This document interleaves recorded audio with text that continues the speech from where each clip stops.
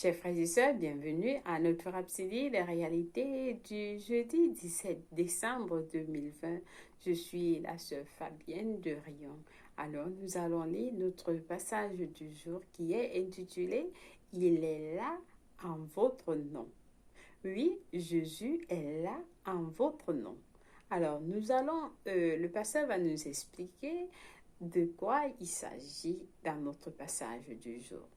Parce que c'est Yah qui le met à tirer ce passage de Jean 14, versets 2 à 3. Alors, nous lisons notre verset du jour ensemble. Il y a plusieurs demeures dans la maison de mon Père. Si cela n'était pas, je vous l'aurais dit. Je vais vous préparer une place.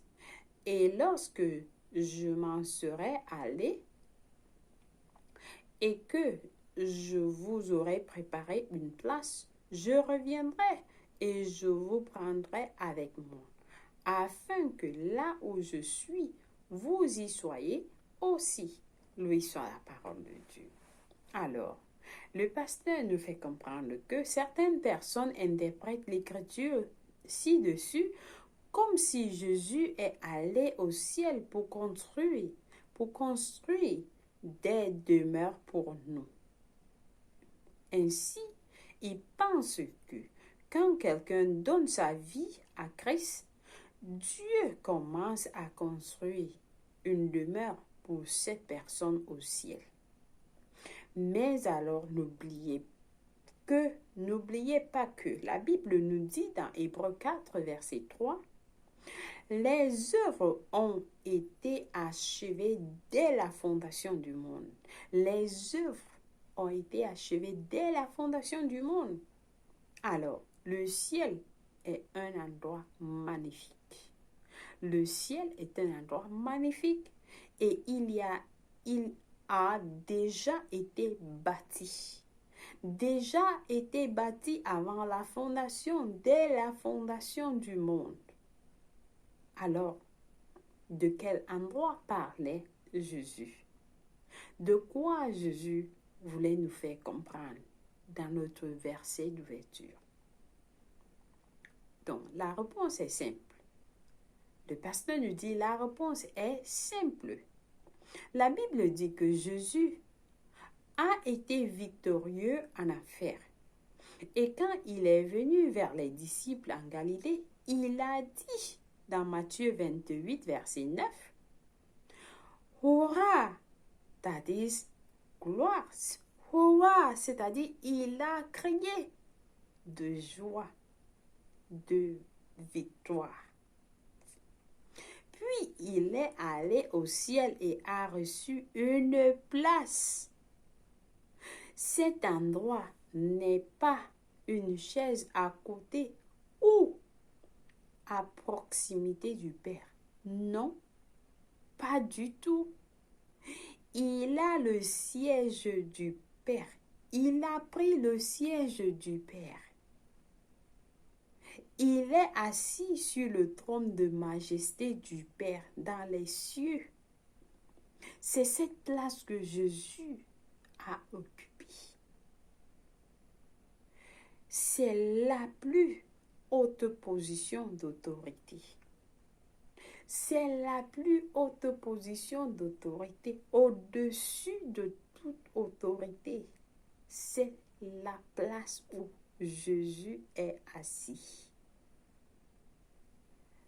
Puis l'Écriture nous dit dans Colossiens 3, verset 1, « Si donc vous avez été ressuscités avec Christ, cherchez ces choses qui sont au-dessus, là où est Christ, assis à la droite de Dieu. » C'est-à-dire, lorsque vous vivez ici, lorsque nous vivons ici sur terre, fixons nos regards sur les choses d'en haut, là où Jésus est assis à la droite du Père.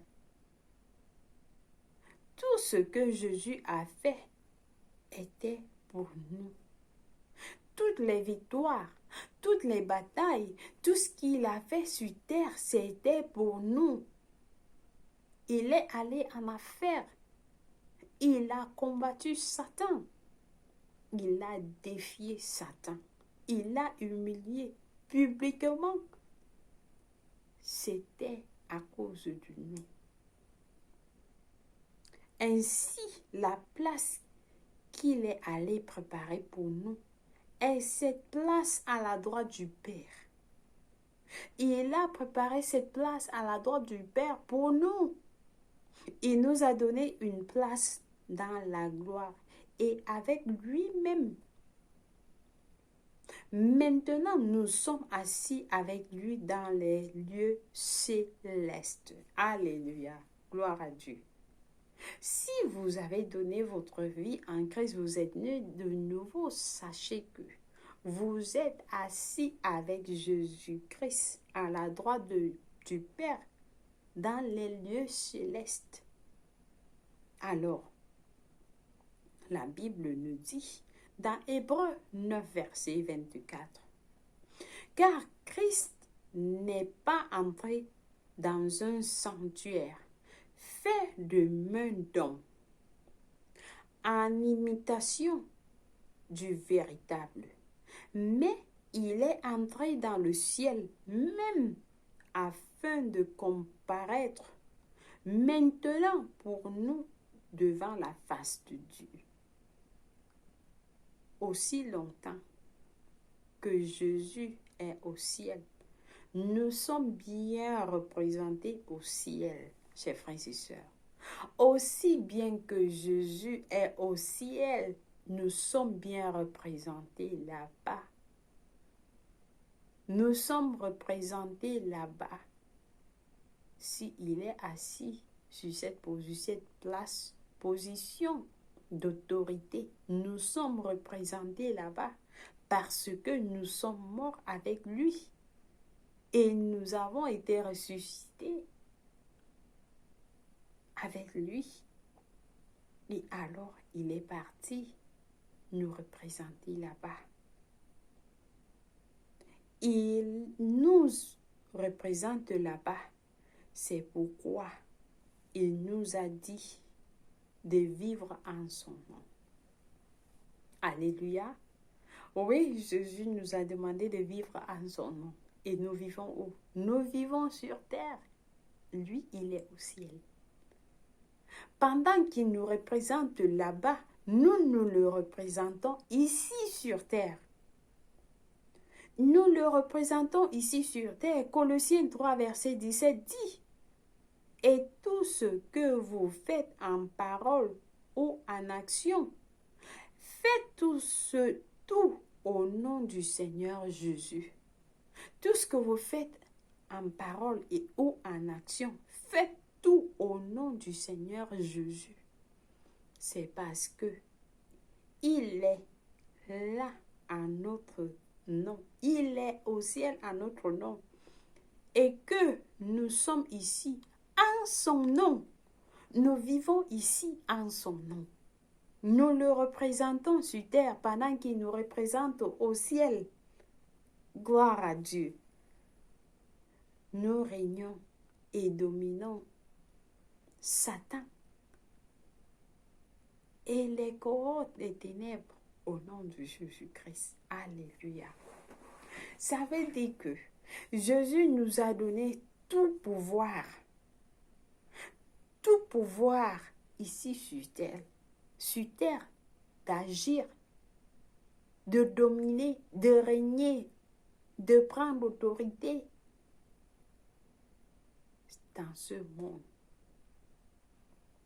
Pendant que lui, il est là-bas, il nous a donné son nom, d'utiliser ça sur terre ici, pour vivre victorieusement, parce que la victoire qu'il a vaincue était notre victoire, était pour nous. Tout ce qu'il a fait, c'était pour nous de vivre à la victoire chaque jour, de dominer sur Satan, parce qu'il savait que si il a vaincu Satan, alors ce monde était à nous de dominer sur lui. tout niveau, partout. Loué soit Dieu. Ce message est pour quelqu'un. Ce message s'adresse à vous. Si vous n'avez pas su quelle autorité vous avez, quelle est votre position sur terre, alors vous représentez Jésus-Christ sur terre. Nous représentons Jésus-Christ sur terre pendant qu'il nous représente au ciel. Alors, nous sommes ses représentants ici. Et nous devons bien le représenter. Prendre autorité, régner, dominer sur tout ce qui est contraire à Jésus-Christ. Alléluia, loué soit Dieu. Alors nous passons à notre confession du jour. Nous prions en disant, le Seigneur m'a amené dans un endroit glorieux, une position d'autorité et de domination, où je règne et domine sur toute principalité et puissance, et force et domination, et tout nom qui est nommé. Quand je parle, toute la création répond parce que je vis en son nom.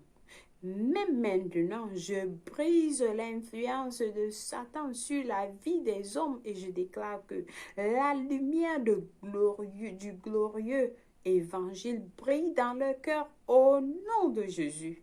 Amen. Alléluia. Alors, nous avons des études approfondies dans Éphésiens 2, verset 6 de la version TLB, Luc 10, verset 19 de la version amplifiée. Pour la lecture biblique de 1 an, vous avez à lire Apocalypse 9 et Jonas 1 à Jonas 4. Pour ceux qui ont opté à lire la Bible 2 ans, vous avez à lire Apocalypse 14, verset 11 à 20 et Habakkuk 1 verset à Habakkuk 2. Alléluia, loué soit Dieu. Nous passons directement à notre prière du salut. Si vous n'avez pas encore donné votre vie en Christ, vous n'êtes pas né de nouveau, même si vous allez à l'église, mais vous n'êtes pas encore né de nouveau. La Bible nous dit, pour être né de nouveau, il faut donner sa vie, croire que Jésus-Christ est le Seigneur de votre vie. Alors, nous allons vous conduire à cette prière du salut.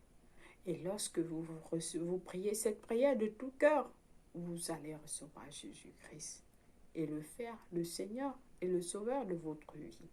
Alors, nous priez avec tout cœur et Dieu va vous écouter. Nous prions en disant, ô Seigneur Dieu, je crois en Jésus-Christ de mon cœur.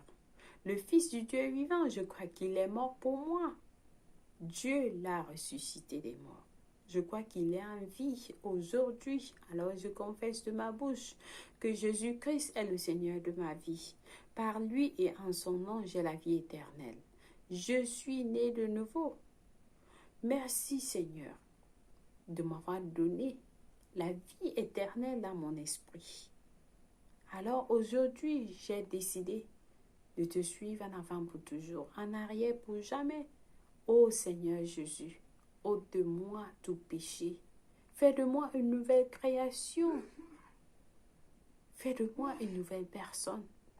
Et ôte de moi, enlève de moi tout ce qui n'est pas de toi, tout péché, enlève-les de moi, Seigneur. Alors je vais te suivre tous les jours de ma vie, jusqu'au dernier jour. Merci d'avoir sauvé mon âme. Je suis désormais un enfant de Dieu. Alléluia. Loué soit Dieu. Félicitations si vous avez prié cette prière. Je vous rassure, Dieu vous a écouté et vous êtes la bienvenue dans le royaume de Dieu.